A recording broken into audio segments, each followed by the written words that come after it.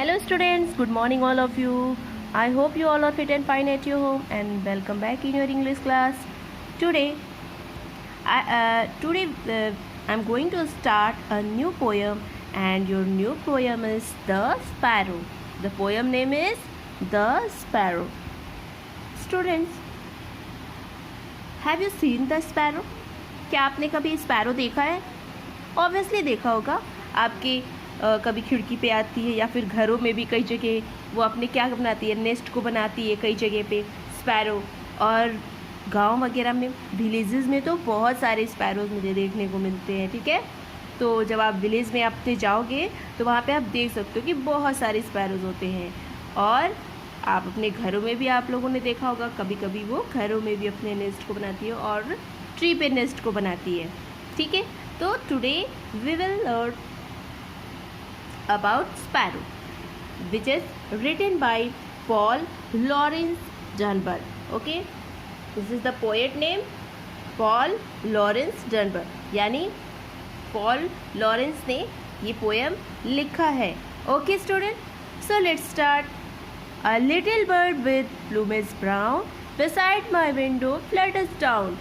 The poet is saying that a little bird with plumage brown, यानी जो little bird है, जो छोटी सी बर्ड है, वो किस कलर की है, कौन से कलर की है, कौन से कलर का उसका प्लूमेज मीन्स होता है उसके फीदर्स, उसके जो ऊपर के फीदर्स होते हैं ना उसी को प्लूमेज बोलते हैं. ठीक है, तो उसका जो कलर है वो कौन सा कलर है, तो ब्राउन कलर का है. ऑब्वियसली स्टूडेंट, जो स्पैरो होती हैं वो कौन से कलर की होती हैं, तो ब्राउन कलर की होती हैं. ठीक है, उनके जो ऊपर के फीदर्स लगे होते हैं वो सब ब्राउन कलर के होते हैं. ठीक है, बिसाइड माई विंडो फ्लटर्स डाउन, और वो क्या करती है, वो मेरे विंडो पे, पोएट इज सेइंग दैट वो मेरे विंडो पे क्या करती है, बैठ के और फ्लटर मीन्स होता है to move with quick movement, यानी बहुत तेज आती है और फिर बैठ जाती है. A moment chirps it's little strain. A moment chirps यानी वो जो मोमेंट होता है उस टाइम में वो क्या करती है, चर्प्स मीन्स होता है क्राई ऑफ बर्ड, यानी जैसे क्राई, डॉग का क्राई बार्क होता है, कैट का क्राई म्यूज होता है. In the same way sparrow का क्राई क्या होता है, स्पैरो जो बोलती है उसको क्या बोलते हैं, चर्पिंग. ठीक है, तो chirps the a moment chirps it's little strain. और वो जो ट्यून, स्ट्रेन मतलब जो उसकी वॉइस निकलती है, जो ट्यून निकलती है, ठीक है, चर्पिंग की. Then taps upon my window pane, और फिर वो क्या करती है, फिर वो मेरे विंडो पेन पे बैठ जाती है. ठीक है, and chirps again and hops along, यानी फिर से चर्पिंग करती है, फिर से वो बोलती है, मतलब अपने आवाज़ को निकालती है, चर्प करती है. एंड हॉप्स अलॉन्ग, और वो क्या करती है, फिर हॉपिंग करके मूव कर लेती है वहाँ से, मतलब कूद के, या फिर कह सकते हैं कि चली जाती है अलॉन्ग अकेले. To call my notice to its song, और फिर मैं जो उसके सॉन्ग को सुनता हूँ तो क्या करता हूँ, नोटिस करता हूँ. But I work on nor heed its lay, लेकिन मैं काम अपना करते रहता हूँ. यू कैन सी, मतलब ये अपना काम कर रहा है और उसकी वॉइस को सुन रहा है. ठीक है, but I work on nor need it's ले, यानी लेकिन मैं अपना काम करते रहता हूँ. ठीक है, हीड इट्स ले. ठीक है, मतलब heed it means to pay attention, यानी मैं अपने काम पे अटेंशन रखता हूँ. ठीक है, और उसके बाद उसके सॉन्ग को भी क्या करता हूँ, सुनते रहता हूँ. और कहा भी जाता है कि जब अगर जैसे कंसंट्रेशन बनाना हो तो कभी कभी लोग सॉन्ग को सुनते हैं तो क्या होता है, कंसंट्रेशन बनता है, ऐसा माना जाता है.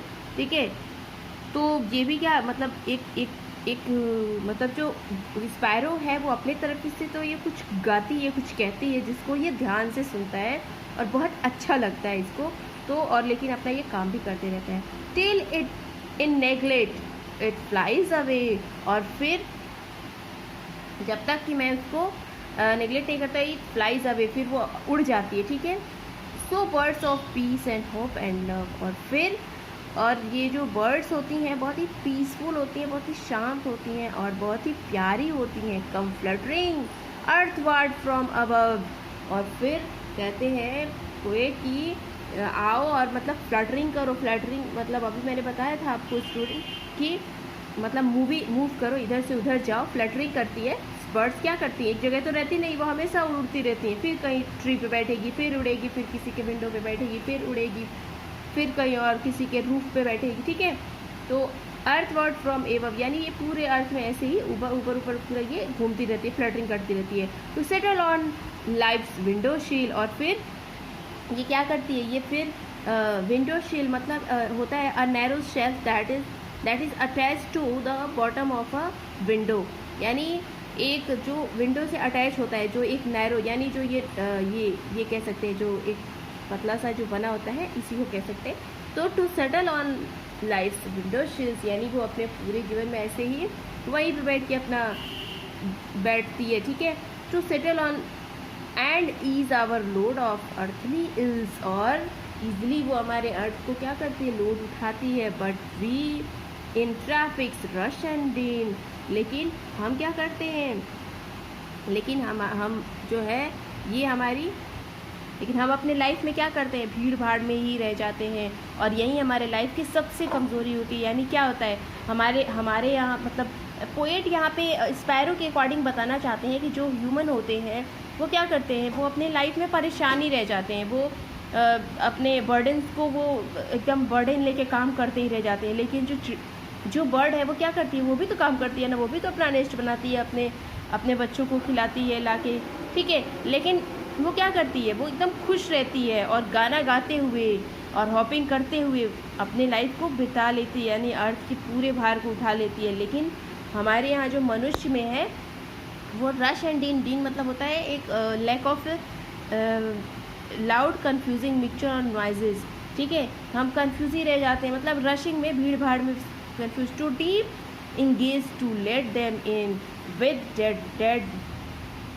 Dead and hurt and sense flowed on, यानी और फिर इसको एकदम गहराई से पोएट सोचते हुए कहते हैं कि विद डेड एंड मीन्स होता है लैक ऑफ लाइफ, यानी ये हमारे लाइफ की सबसे बड़ी लैकनेस है कि hurt and sense flowed on, यानी हम जो है अपने कह सकते हैं कि यहाँ पे अकॉर्डिंग टू पोएट फ्लॉड मतलब होता है कि to walk slowly and heavily, हम धीरे धीरे चलते हैं और लोड उठा के, मतलब एक हमारे यहाँ जो हमारे ऊपर कुछ भी होता है तो हम एक लोड लेके काम करते हैं, इसलिए वो काम नहीं होता है।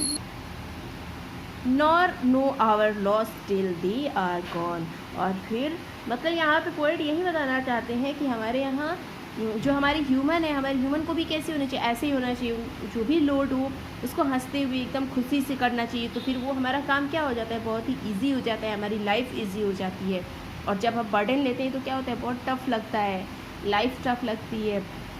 जैसे कि स्पैरो क्या करती है, कितनी खुश रहती है, दिन भर गाती है और फिर ये अपना काम भी कर लेती है। तो इसके अकॉर्डिंग पोएट हमें एक ह्यूमन को जो है एक मैसेज देना चाहते हैं कि हमें एज अ स्पैरो होना चाहिए। ओके स्टूडेंट, आई होप कि आपको समझ में आ गया होगा। Okay, then after this I will send you the question answer. So now you will have to watch this video 2 or 3 times and learn it and write in the fair copy and send on the group. Okay student, we will meet in next video. Till then, bye bye student and take care.